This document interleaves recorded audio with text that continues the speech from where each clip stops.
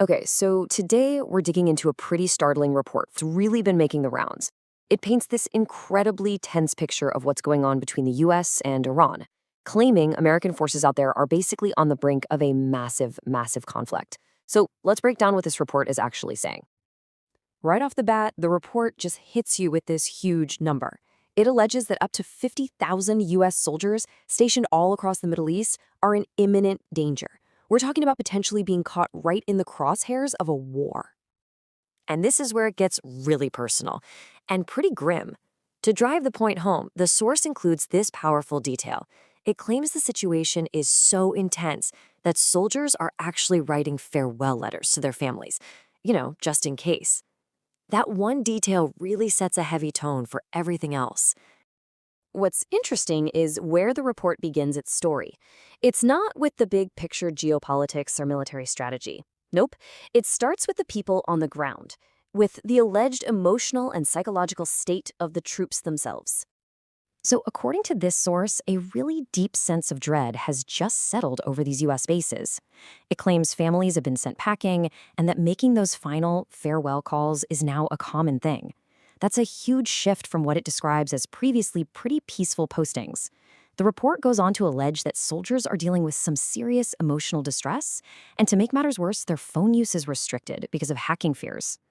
So, what's causing all this alleged fear?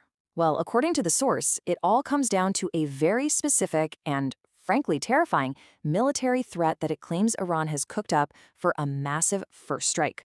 And the report gets really specific here. It claims that 1,000 attack drones have been spread out across Iran's army, navy, and air force. And their alleged mission? To launch a absolutely devastating first-day strike aimed squarely at U.S. forces. And we're not just talking about a single attack. The report alleges this incredibly sophisticated, multi-layered strategy. First, you get a swarm of drones designed to just overwhelm the defenses. Then, that's followed by a barrage of what the source calls third-class missiles. And for the final punch, a wave of advanced, high-precision missiles meant to cause the most damage possible. From there, the report kind of zooms out. It argues that the consequences of a conflict like this wouldn't just stay on the battlefield. Oh no! It would send massive shockwaves through the entire global economy. The source basically predicts this crazy domino effect across the world's markets. And it's not just the stuff you might expect, like oil prices going out of control or gold's hitting all-time highs. The report also projects a straight-up crash in property values and the devastation of the tourism industry, especially for those Gulf countries that depend on it so heavily. The source also gets into the international reaction, which it says is at a fever pitch. It claims China has put out an urgent warning for the U.S. to back off, while the Gulf countries are practically begging Iran not to strike. And then, just to add another layer of tension, it says regional players like Hezbollah are threatening widespread devastation if anything kicks off. So where is all this heading? What's the end game? Well, according to this report, the alleged U.S. plan isn't just about a simple retaliatory strike. It's something way more ambitious, and, the source argues, way, way more dangerous.